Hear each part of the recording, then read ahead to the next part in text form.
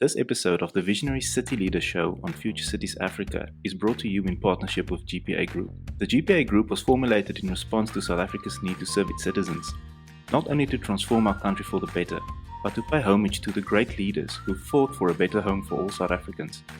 The GPA Group, through a uniquely formulated service offering, strives to continue the efforts of these leaders through the work that they do. Executive Mayor Geordin Hill-Lewis, the Mayor of Cape Town, is my guest today. We'll discuss what it means to be a visionary city leader, his first 100 days in office, how he'll define success over his 5-year term, the importance of partnerships in solving complex problems, future-proofing Cape Town, how the role of the mayor has changed in recent times, and much more. Mayor Geordin Hill-Lewis, it's an honor to have you on the show. What are the major highlights of your first 100 days in office, and what did you not get to? Thank you. I mean, it's really great to be with you and with the Future Cities team. Thank you so much for the invitation. The first 100 days have been really, really fun. I've loved every day of them, and I'm really loving the job. Some of the priorities that I set myself for the first 100 days, really in 100 days, what you can do is set an agenda or set a tone and start to set the direction that you want the government to go in. And so I really wanted to show that Cape Town would be a more innovative place, a younger place with some fresh thinking on some of the difficult problems, to set a tone of openness and to get the message out there in the city that we really want to be the best place to do business, the best place for service delivery, the best place for investment, for ambition in the country. And so I spent a lot of time talking to city staff, to the team, what I call Team Cape Town, and spent a lot of time just setting that kind of tone and that vision and agenda. There were a couple of key deliverables that we needed to get right. First was getting the My City bus back up and running on the N2 Expressway. That took a lot of hard work, but we got that done in 3 months, just a couple of days, about a week before the 3 months we got that finally, those first buses ran, and that's very satisfying to see. And then we had our adjustments budget process, and that was about making sure that our first mini budget reflected our priorities and what the things that we really wanted to get done. And so there was investments, particularly in safety, making sure that our budget aligned with our key commitment to making Cape Town safer. And really, the first commitment was about technology, CCTV, drone technology. And so there were some big financial commitments in safety tech. And then the thing that I am most excited about was, you've heard, I'm sure, I've spoken everywhere around the country and around the city around my obsession with stopping load shedding over time in Cape Town. And I pushed really hard for us to get our first major tender out for renewable energy in the first 3 months. And we did manage to achieve that. We got our first tender out, and that is out there and running right now. It closes in April. So that's hugely exciting. That's the first big step on the journey towards ending load shedding in Cape Town. It's going to be a journey, but we started it on the right foot. So then, of course, there's some things that I wanted to achieve that just couldn't get over the line. I think the two that I'm probably most frustrated about is, I wanted to do a re-engineering of our public complaints system. We call it in Cape Town the C3 system. Anyone who lives in Cape Town will know what that is. And it isn't as user-friendly and as simple as I would like it to be. And so the team is working on redesigning the back end of it and reprogramming the back end of it to give a much better user experience. And I'd hoped that would be done in 3 months, and it just isn't done. And then I wanted to do a new policy on data, on open data. I want to set the tone for a really open, transparent government, and that policy process is taking longer than I thought, and so we haven't been able to get that out to the public yet. But other than that, as I said, it's great fun. It's very meaningful. It gives me a good sense of purpose. Feels like I'm doing something really helpful for Cape Town and for the country. So that motivates me a lot. How did you manage the complexity of the transition from the national sphere of government to the municipal? What are the similarities and what are the differences? The key difference is that I spent a decade in opposition. And in opposition, you do a lot of policy debate and you do a lot of questioning and interrogating and inspecting. But you obviously don't do any delivering. You don't have that any executive responsibility or authority. So that's a huge transition. But there are things that really help you because when you're in opposition, you really get a love for the detail. You've got to really dive into the detail to find what is wrong with something, what is actually going on, what the truth of a situation is. And so that stands you in very good stead in government because in government, every PowerPoint presentation paints a very rosy picture of how nothing is wrong. And unless you have that good training from opposition to actually spot what's really going on, or you have that training from opposition where you actually go to see something for yourself, go to the ground, go to a project. So that stands you in very, very good stead and makes me, I believe, much, much better at this job. The Of course, there's other transitions that are very interesting that I'm still getting used to. It's a bit weird having security with me at all times of the day. It's a bit weird having so many people recognize me. There's some interesting transitions that I'm still going through. But in terms of the job, I think my years in Parliament prepared me quite well. And of course, my personal interest, the area that I spend a lot of time on, is finances, and so the budgeting part of being in government is very. I'm very comfortable with that. I feel like I have that, having worked with National Treasury for so long. I feel like I have that largely under control. Mayor, how important are partnerships to you? The city needs to overcome its dependency on PRASA and get rail working. You've mentioned overcoming the dependency on ESCOM to end load shedding. How can we get this done, and what challenges do you see with regards to partnerships across spheres of government and political interests to achieve these outcomes? It depends so much on the quality of leadership that you have at those organizations. In ESCOM, we have a great working relationship because the ESCOM leadership understands that the future of their business model is not in keeping tight control over the energy market and over energy generation. So they actually totally support what we're doing and understand that that is an important part of their future as a company. You just don't have the same visionary leadership at PRASA because they should not feel threatened by our attempts to or our desire to have more control over the train system. If they genuinely cared about the best outcome for the public and a functioning public transport system, they would also see that their future business model is as a licensing agent for uh, privately run train services, and that is a much better business model for them than the one that they are currently trying very badly to execute. So, we are interested in partnerships. I feel like we have a great partnership with ESCOM. I feel like at this stage we don't have such a great partnership with PRASA, but I'm still trying to, build relationship with them and keep hammering away at that. And then there's other smaller partnerships in the city which are absolutely crucial. I mean, I think of our partnerships with our special, we call them special rates areas, but essentially the central improvement districts. They do incredible work for our city, incredible work. And we really are so grateful for those partnerships. And I try to speak to them often. We've got partnerships with our neighborhood watches. We've surely got the biggest number of neighborhood watches in the country.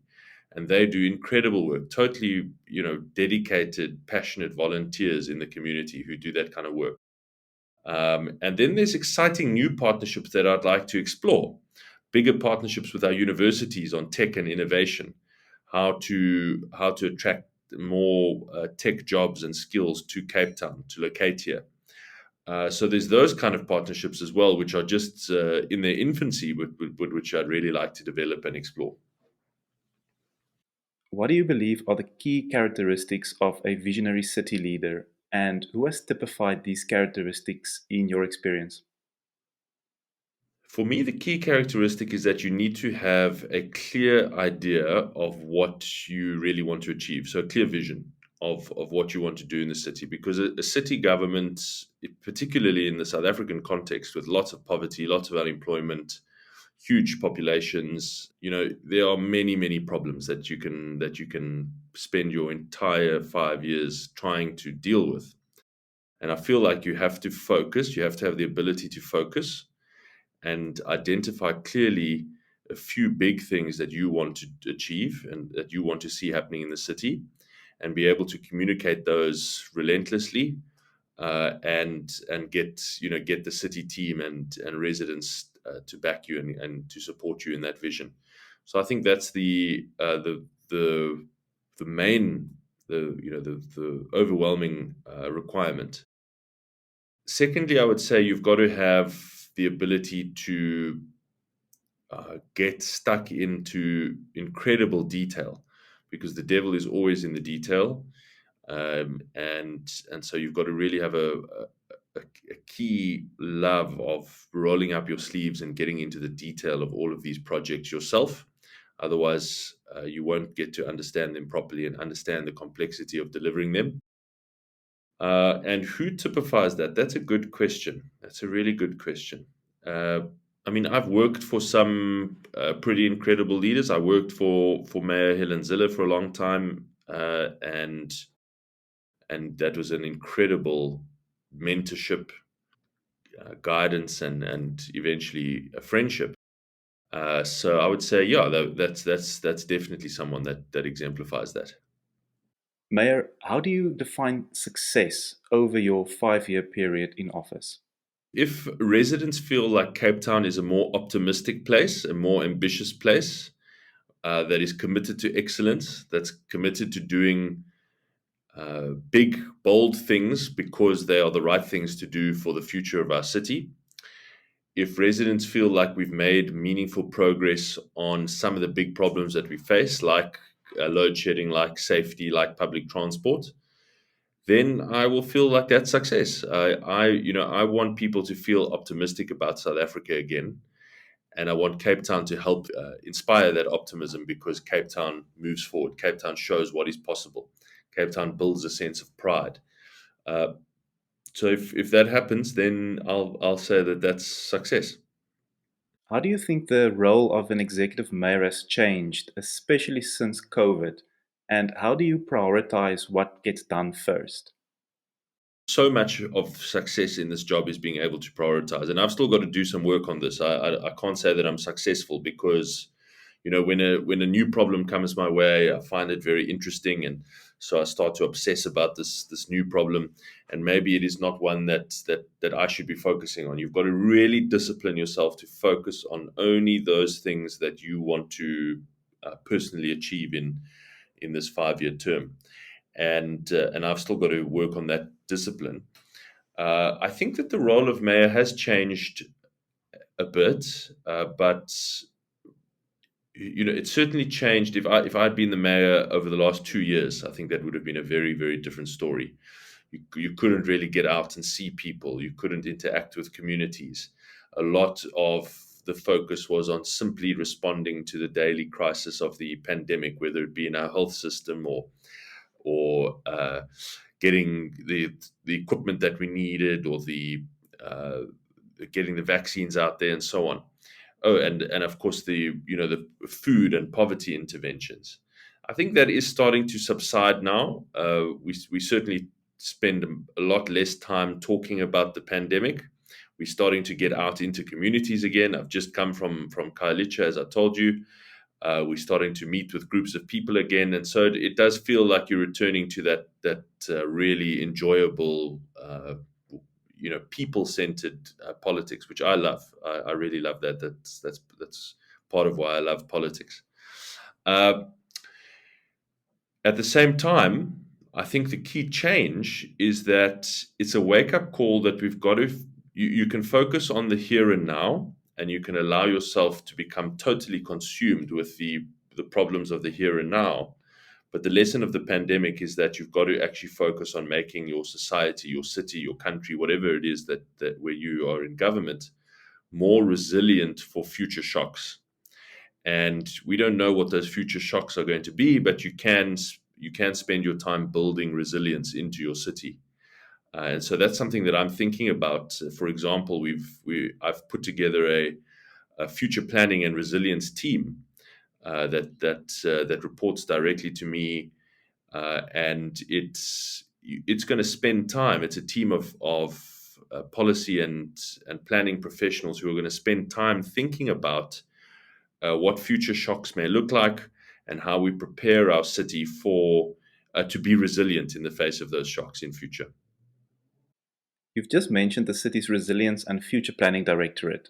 What more are you planning to achieve with this directorate, and how does it relate to what we've been speaking about? I think what governments spend far too little time doing is thinking about the long term future, because the nature of government, especially in the developing world, is that it is so obsessed with the current crisis, whatever that is, that it doesn't. We just spend so little time thinking of what Cape Town is going to look like in 2050 or 2070, and that failure to plan for that future is really a very significant failure. And I think so many of our problems actually come from not thinking about that which is coming down the track in the long term. So the purpose of this new directorate is just to spend some quality time thinking about what we want Cape Town to look like in the next 50 years, what it is likely to look like, what are the pressures we are going to face from urban migration, from density, from climate change, and how do we begin to plan for those things now, so that we don't behave as if it's some big surprise when it comes down the track, when we should have known about it all along. Mayor, what does spatial transformation mean to you as a leader, and what does it imply to the city? What are the tensions and compromises that you anticipate, and how will you tackle these differently from your predecessors? Firstly, it's a really excellent question. It goes to the heart of what we have to achieve in Cape Town. I think for me, it means meaningfully unstitching the legacy of the Group Areas Act, which still defines so much of residential patterns in South Africa and in Cape Town, and has been very, very slowly unpicked in the last 27 years. That is where some faster progress needs to be made, and that's certainly what it means to me.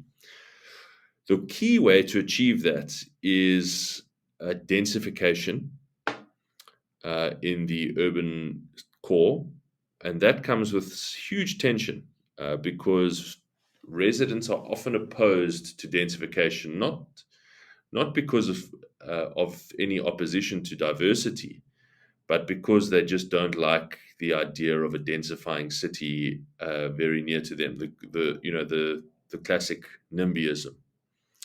So overcoming NIMBYism is a massive tension that we have to deal with in the city if you want to densify, and you can't really unstitch the legacy of group areas unless you allow for quite significant densification. Even regardless of that, just the fact that in the next 25 years, Cape Town's going to double in size. It's going to be a city of 9 million people. You've got to. There's no way you can handle that kind of population growth without very significant densification. So there's that imperative. I think the other issue that you have to overcome is one of public transport, because densification can only do so much. But the fact of the matter is that there are still going to be, for all of your and my lifetime, there are still going to be massive informal townships in Cape Town. And the way that you can connect those people who live there to opportunity is through an effective public transport system. So it's not all just about densification and more affordable housing in well-located parts of the city. It is also about fixing public transport. You've got to do both of those things. And so the the collapse of the public railway system is a huge social justice issue in South Africa. It is a massive handbrake on equity and integration. And then I would say the last issue or tension or threat that you have to overcome is that of infrastructure, because you also can't densify unless you have the infrastructure to support that densification. And this is where Cape Town has got a lot of work to do, is that we want to densify. There's a lot of support at a policy and political level for densification, but uh, in many parts of the city, we do not have the infrastructure to support it. And so there's got to be huge infrastructure investment to support the growth of the city in those key parts. And in closing, Mayor, what's your diary holding for this coming week? Any insights into the week of the political head of SA's second largest city? Let's have a look. On Friday, I'm meeting the mayor of Stellenbosch to talk about things that we can do together. There's quite a lot of opportunities for us to work together. On Saturday, I'm doing my weekly cleanup. I'm sure you've seen that I'm obsessed with cleaning up litter, because I really want a cleaner Cape Town that people show pride in. So I'm cleaning up in Boerkaap. Then in the afternoon, I'm going through to Mitchell's Plain for the Mitchell's Plain Festival. The Sunday, I'm with my family. That'll be nice. Monday is Human Rights Day, and we are doing, I don't know if you've seen, we've been doing these open streets dining events in streets all around Cape Town. So that'll be really nice. Then next week we get stuck into it. We've got legal briefs. An in-depth look at supply chain management processes, because that slows down infrastructure investment terribly when you have these long delays in tenders. Then I'm going through to Simonstown for their ratepayers meeting. We've got some work on the IDP that's happening now. Then on Thursday, meeting with Westgrow, they're part of our economic growth team. Then we're doing some policy work. A meeting with the Gift of the Givers. That's going to be really cool. Dr. Suleiman from Gift of the Givers. Rounding off the week, meeting my other neighbor. I'm going through to Steenbras Dam, because we're doing some work at Steenbras Dam to upgrade it, and it plays a very important role in our load shedding plans. And then I'm meeting my other neighbor, the mayor of the Overstrand municipality, to talk about how we can work together in some partnership opportunities between Cape Town and Overstrand. So a very busy week next week. Executive Mayor Geordin Hill-Lewis, thank you very much for your time.